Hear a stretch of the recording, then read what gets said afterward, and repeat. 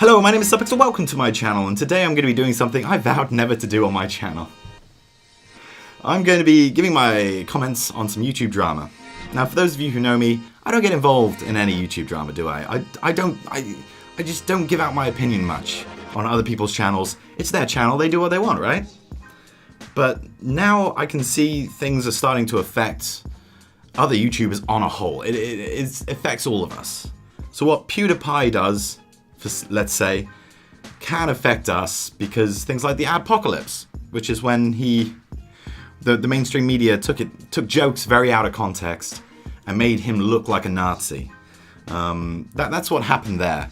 And then everybody's ad revenue just got cut because advertisers were pulling out, big advertisers. And that's a lot of money just leaving YouTube because, you know, some journalists wanted some stories, and they are very happy with themselves right now. I think YouTube has just about recovered from that. I'm not too sure. The people who were mainly hit were actually much bigger channels, ones who were earning thousands of pounds per video. Anyway, so I try not to get involved in that. I mean, I will read about it, and I will definitely make myself aware of what's going on YouTube, but I won't talk about it on my channel until now.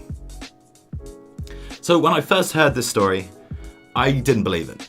I thought surely he wouldn't be that stupid. He's been streaming for like what? 3 years now or something. I know he's been doing like loads of charity live streams and things. You know, great live streams, good, honest live streams. And now PewDiePie has said the N-word on one of those live streams. And I don't want this video to come off as me defending him. That is a terrible thing to do. Okay, I don't care if you're a really small streamer and you stream to 3 people and you say that word. Nobody cares. You're small. Nobody cares. You can keep your racist little comments to yourself and go play with your 3 viewers. No one cares.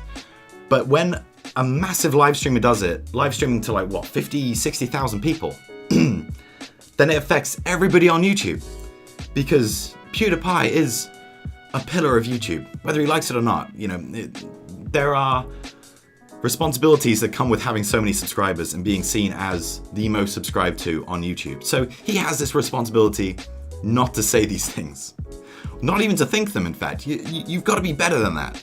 You can't even allow words like that to pop into your head.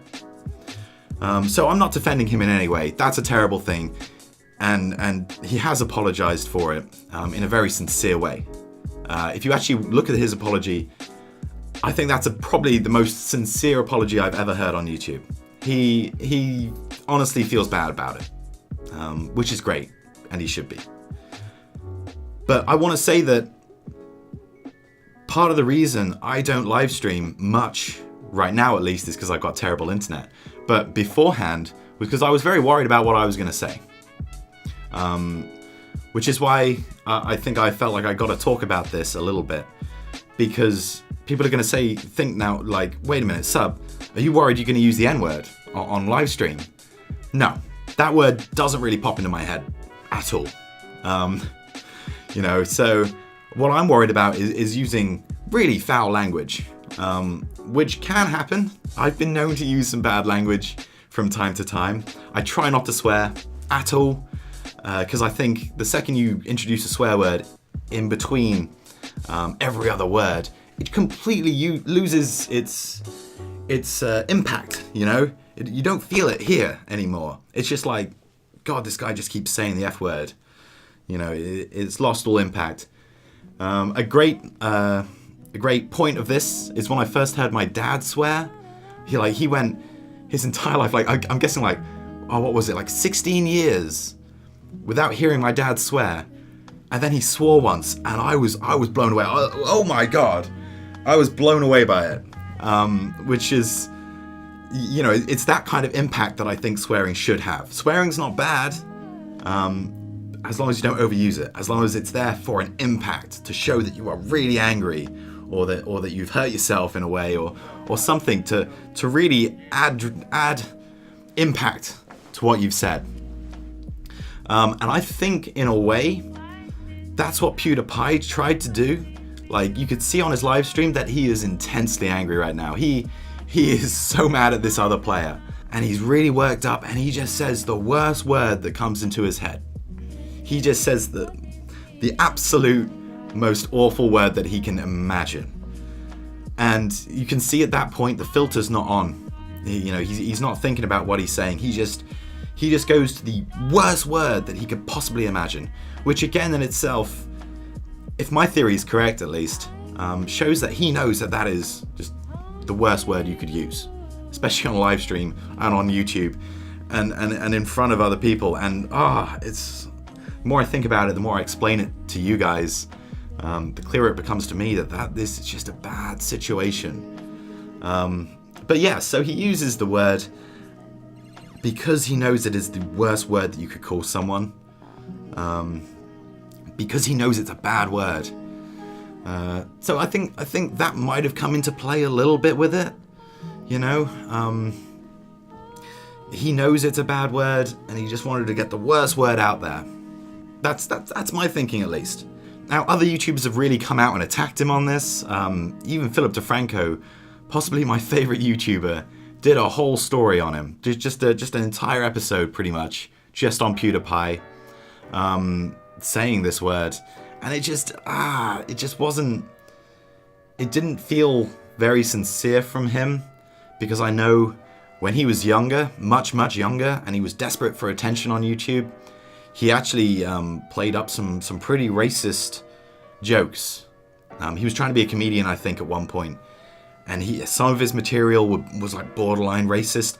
To be honest, I haven't actually checked that out. I want to see the best in people, and I know the videos are still there. He still has the videos on his channel, and that's a good thing, because he's not trying to hide his past. He owns his past, so he's not trying to hide that it happened. And whilst he's talking about PewDiePie, he does say, that maybe I can't talk for one because I have, quote, used slightly racist material in the past, and he's really sorry about that. He feels terrible, and he understands better. That's all part of personal growth, though. As long as you get to a next stage up where you understand that you've done wrong and you're sorry, and you're able to somehow mend what you've done with, an apology or something, then that's personal growth. I will still watch a YouTuber if they honestly feel, if I think that what they've done is wrong.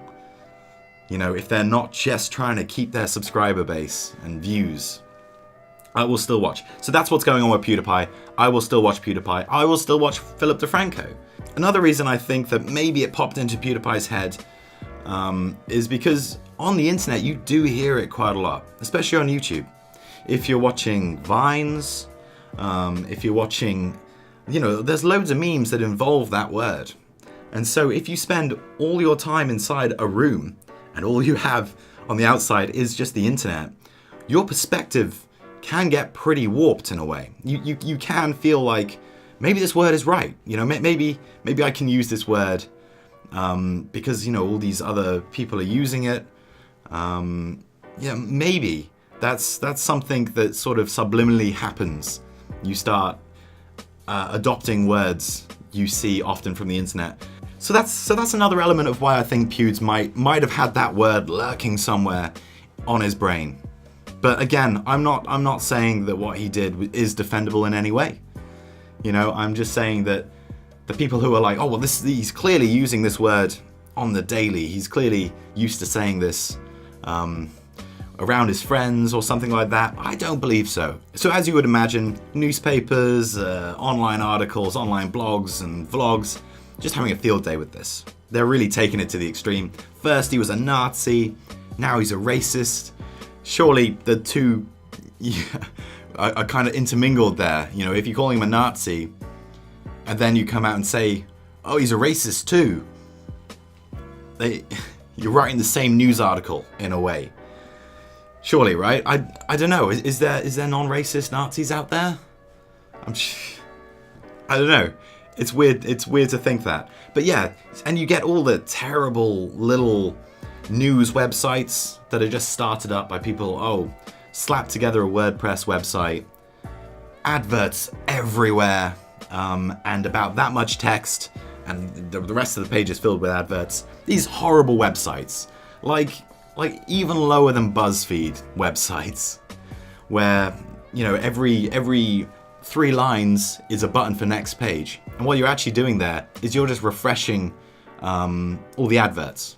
So they're getting paid twice as much as they were if you just read that one page. So if you're ever wondering why you're having to click through like 20 pages, you should just read like a line of comments or something along those lines, that's why.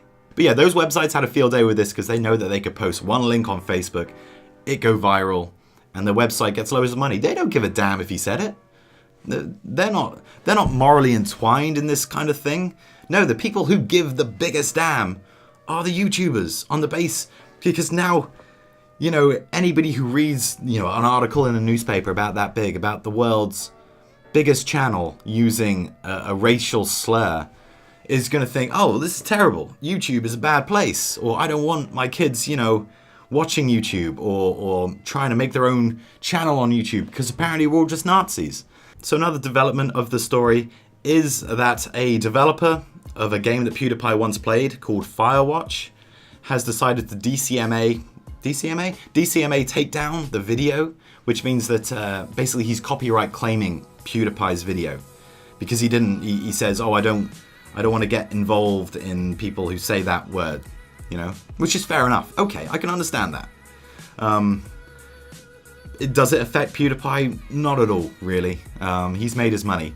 You know, these people make their money from the first 24 hours of their video, generally speaking. Even less than that, actually. Like, I think Philip DeFranco makes his money within the first 3 hours of a video going up. So that's kind of like it. So that video has been up for months, so it doesn't affect PewDiePie at all. So the big deal is, and PewDiePie has made a video about this, is saying that on their website, on Firewatch's website, can I stream this game? And they say, yes, please stream this game and tweet it to us if you go live. Fantastic, yeah? But now what they want to seem to do is retroactively take that back. They want to say, you can all stream it, except you and you and you. And I can see both sides of the argument here, you know. If you have someone, you know, in like a Nazi uniform playing your game, I think I'd be annoyed if it was my game. I would probably try to do something. This video is meant to be like 10 minutes long. It's going to be a lot longer. Obviously, this is something that a lot of people will want to talk about and you know, give their back and forth in the comments below. Please be respectful of everybody's opinion. I certainly am, so why shouldn't you be? You're my pixels. Be nice to one another. But yeah, leave your comments down below. Let me know if you think that what I'm looking at in my perspective, if that's correct, or if you have a different feeling. Obviously that word's going to affect different people differently. So my opinion probably doesn't matter at all. That's the truth of it. That's the crux. So yeah, leave a comment down below. Hit that like button if you enjoyed the video. And I will see you next time, Pixels, for kind of like more of a gaming video, I'm thinking. Less drama. Bye, guys.